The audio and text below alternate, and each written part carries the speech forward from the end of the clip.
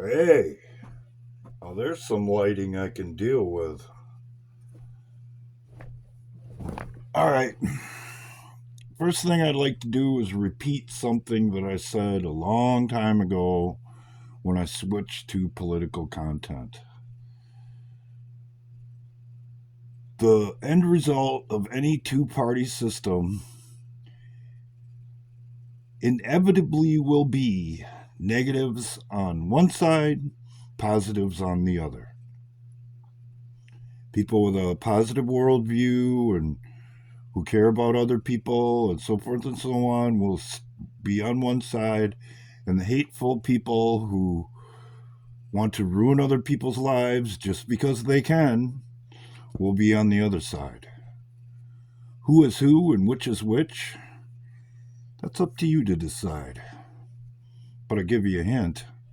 The negative people are usually the people who are out there burning things down, threatening people, and taking other people's lives.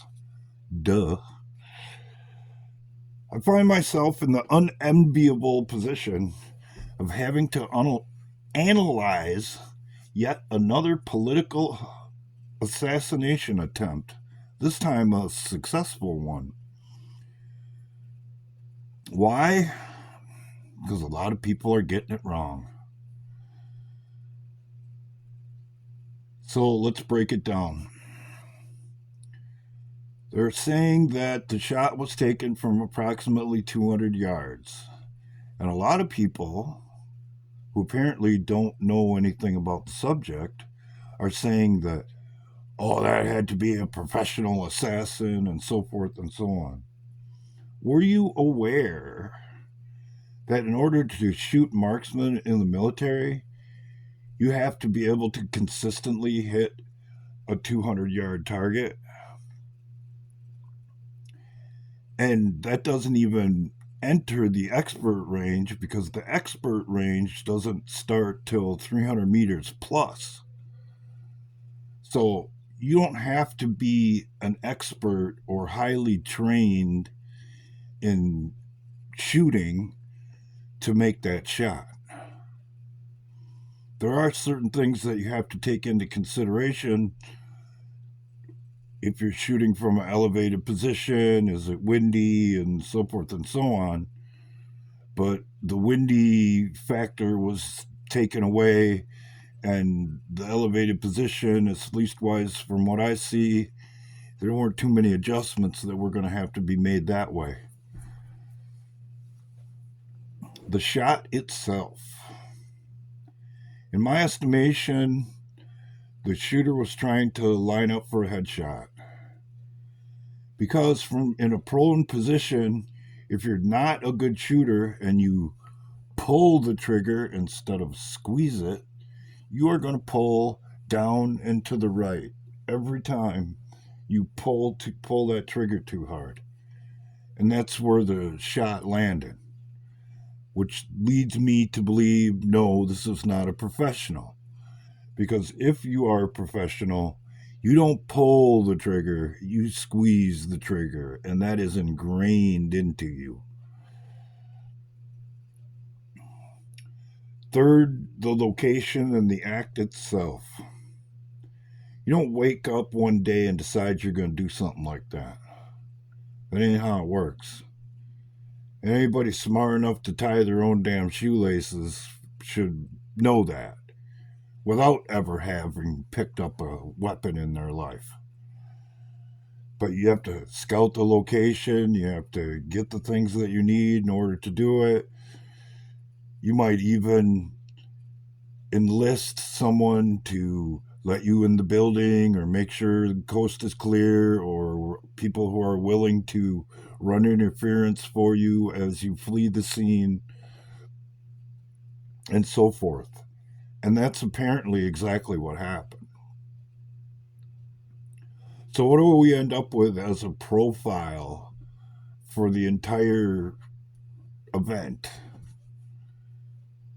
In my opinion, it's a bunch of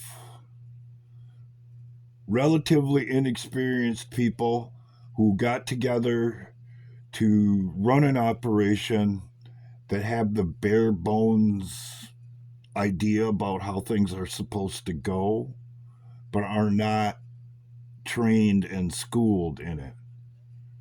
Because there's too many variables that shouldn't have happened if a professional was involved.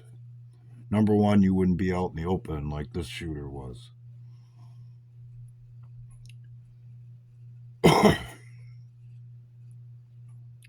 So,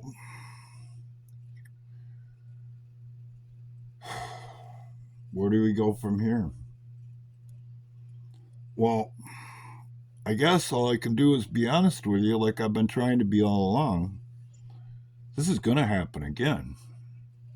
And don't for 1 second think that you are immune, because depending on where you are, what your city identifies as, or your state, you could have somebody pop off at the grocery store, at the gas station, on the road as you're driving along. So I would suggest you keep your wits about you and you adopt some kind of situational awareness policy as to what's going on around you. Because nobody else is going to do it. Nobody's going to make sure that your ass is covered when you're not trying to cover it yourself. Unless you're moving in groups and shopping in pairs on purpose and everybody has the same mindset, which this country is a long way from.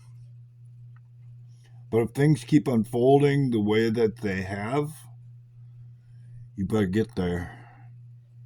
You better figure out how to get there, or find somebody who knows how to get there and listen to every damn word they have to say. That's if you care about your survival. If you want to do it like I do it and just wing it every day and see where you end up, go for it. It's a very liberating way to live. On the other hand, it's a very difficult way to live as well. And if you're out there doing that in a high pressure, high stress world, more power to you. Because even I won't walk out the door into that world without having some kind of operating strategy. I'll even go so far as to give you my strategy, because you might want to adopt it too. If somebody out there in the world is going to come at me, I'm coming at them. It's the last thing they'll expect. And there's nothing that's going to increase your odds of survival more than surprising your enemy, than to do something they don't expect you to do. And now a little message for the people who still are saying, I don't participate in the left-right paradigm. Okay.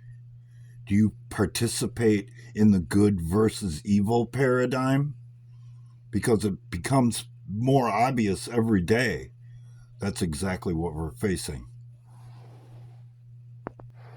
Because in my opinion, no matter how you slice it, anyone who thinks that someone else deserves to die because of their speech is freaking evil.